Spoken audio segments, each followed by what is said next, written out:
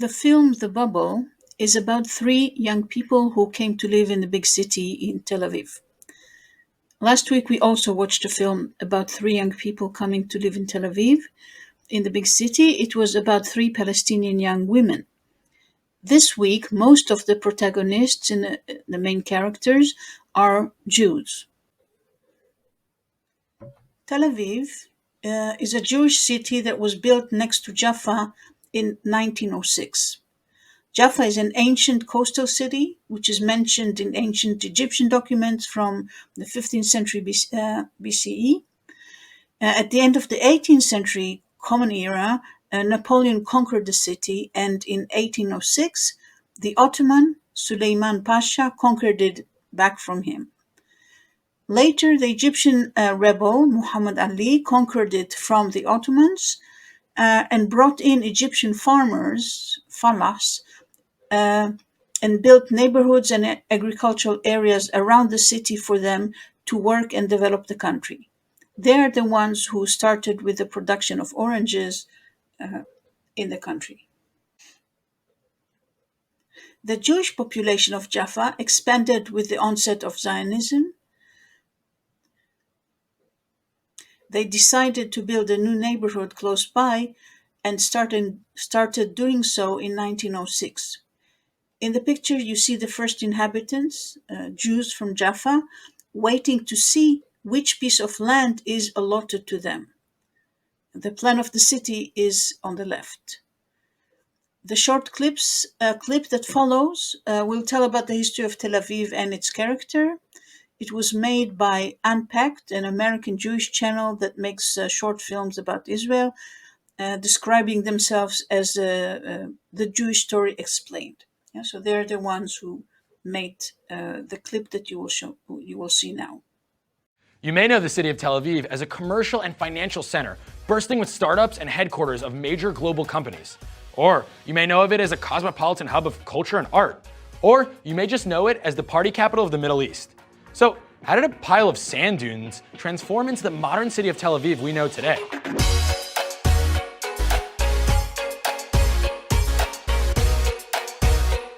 The year was 1909, and the place was just north of the ancient city of Jaffa, a port that had existed for millennia and had changed hands between the Jews, Arabs, Crusaders, Turks, and other groups over the years.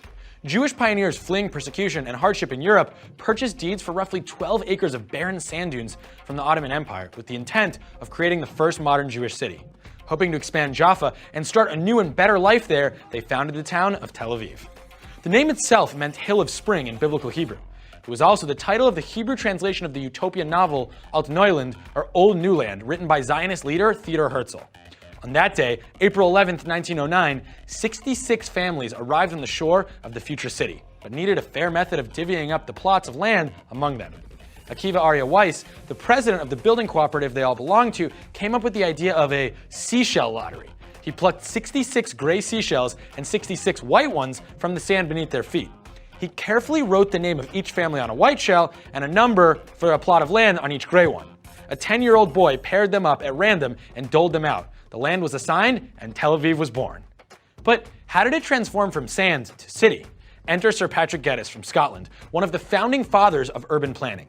With the United Kingdom in control of Mandatory Palestine, Geddes took an active interest in the development of the region. He had already designed the Hebrew University of Jerusalem in 1919, and in 1925, he had some fresh new ideas about how to construct the city. His design envisioned a garden city that laid out main roads intersecting with smaller side streets to create roomy residential blocks with lots of greenery and a communal garden in the center of each.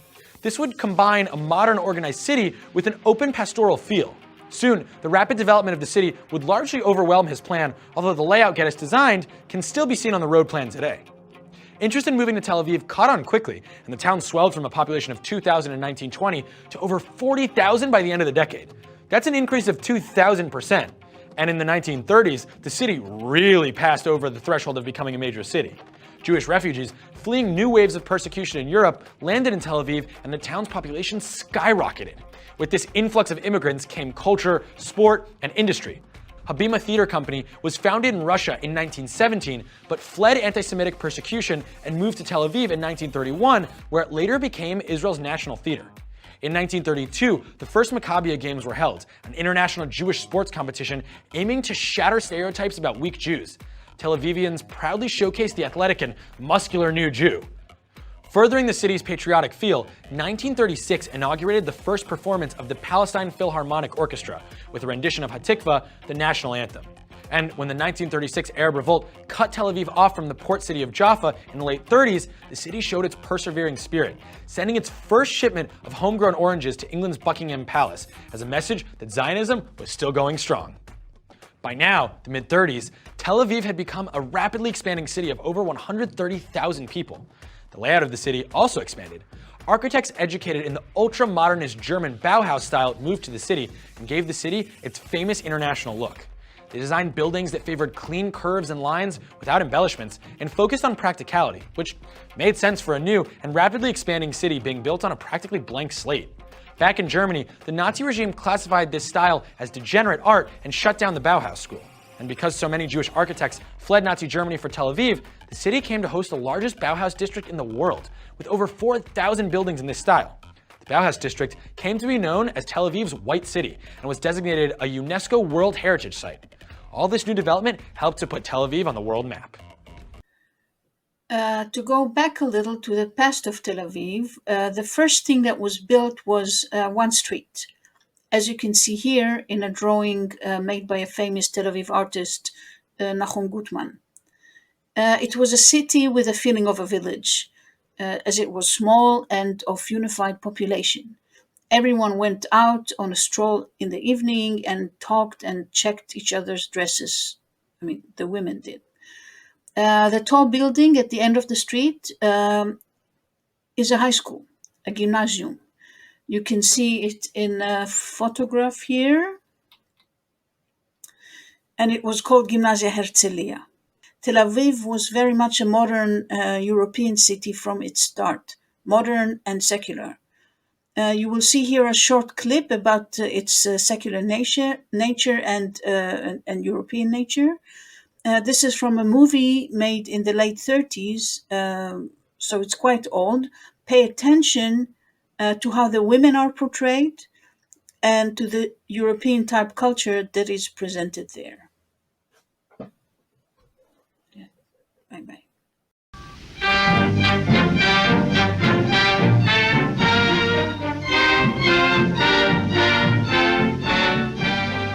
Not less wonderful than the Jewish colonies of Palestine are the Jewish cities, of which Tel Aviv, with its more than 100,000 inhabitants, stands in the place which was wilderness 25 years ago, sands and cactus where jackals roamed. It is a city still expanding, still spreading north and south and east, still changing sandy wastes into busy streets.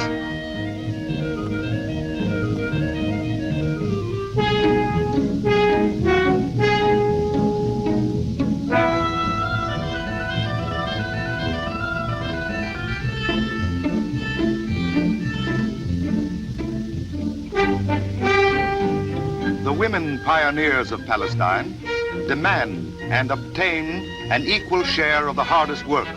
On the land, they are plowwomen, stone breakers, road workers, and in the cities, they are masons, bricklayers, and builders.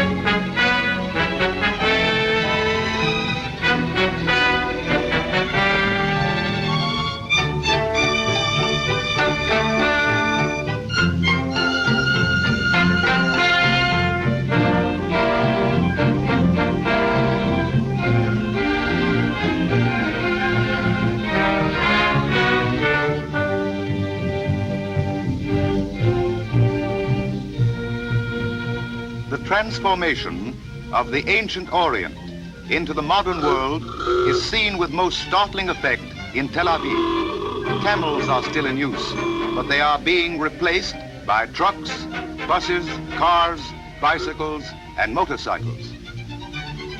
Tel Aviv, like many American cities, has its grade crossing problem, and for the same reason, it grew much faster than anyone foresaw.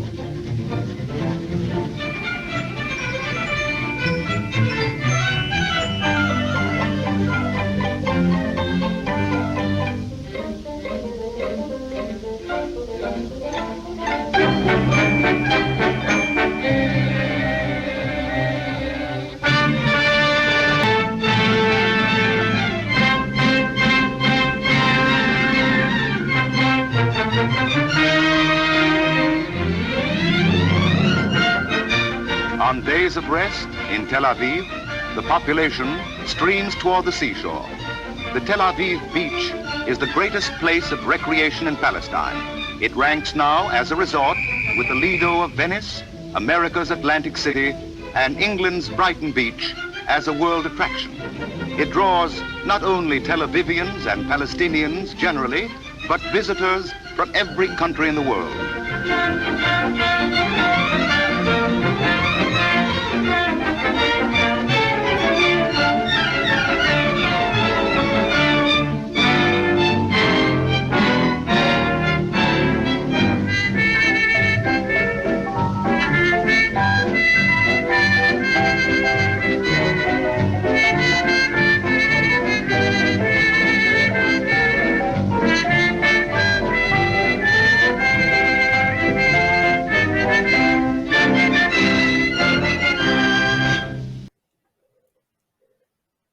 As you heard, the discourse is that Tel Aviv was growing rapidly and constantly.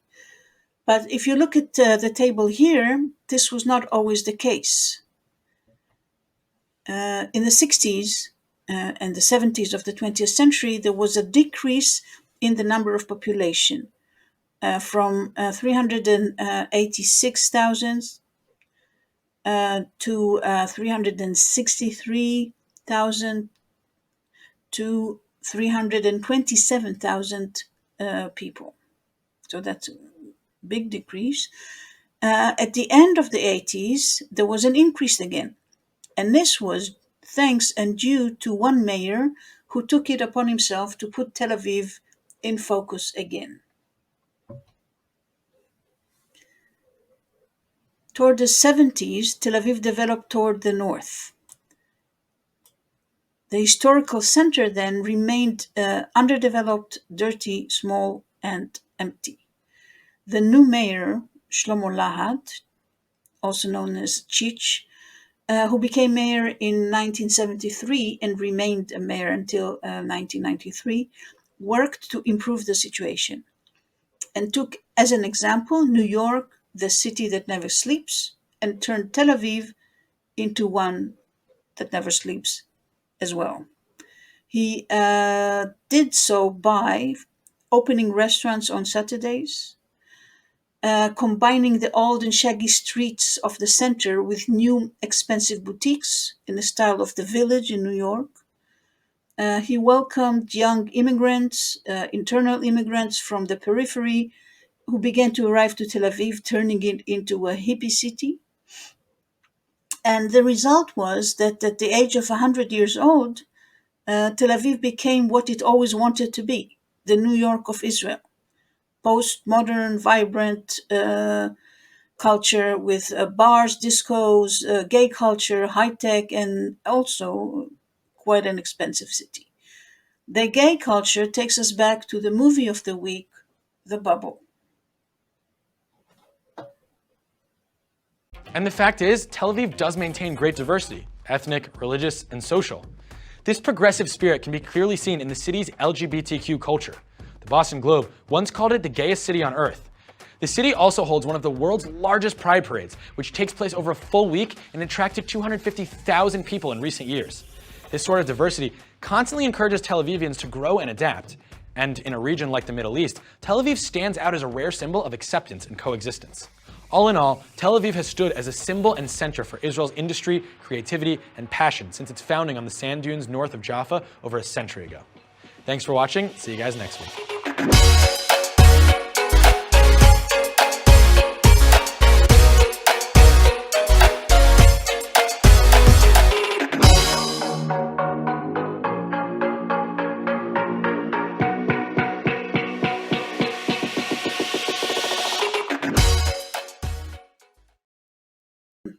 be a bit more nuanced than this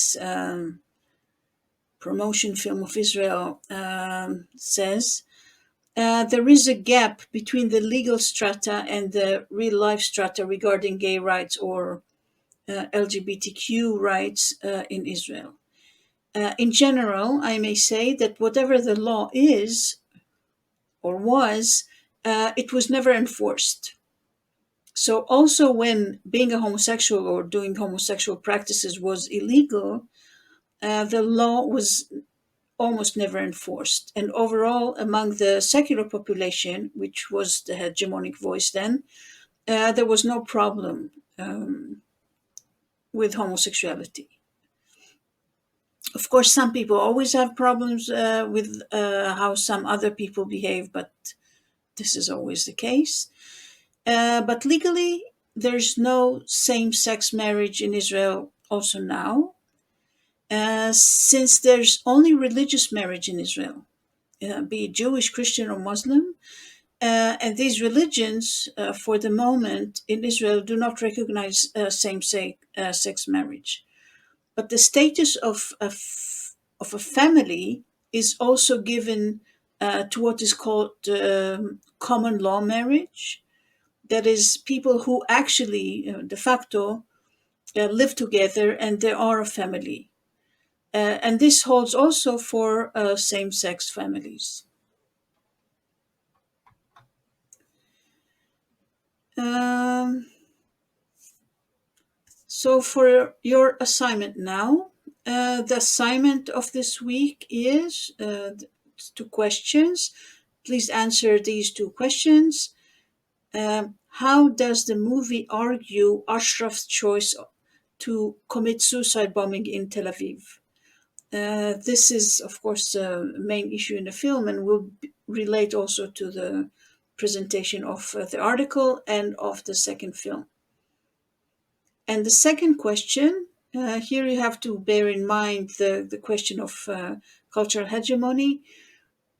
Who is portrayed as the good guys, or who are portrayed as the good guys, and who are the bad guys in the film? I mean, which ideology, which values, which group is portrayed as the good guys and the bad guys? Submit your answers in the assignment button found directly below the lecture, or in the assignment of week 6 in submissions section on Nestor. The deadline is the 17th of October at midnight. See you on Monday.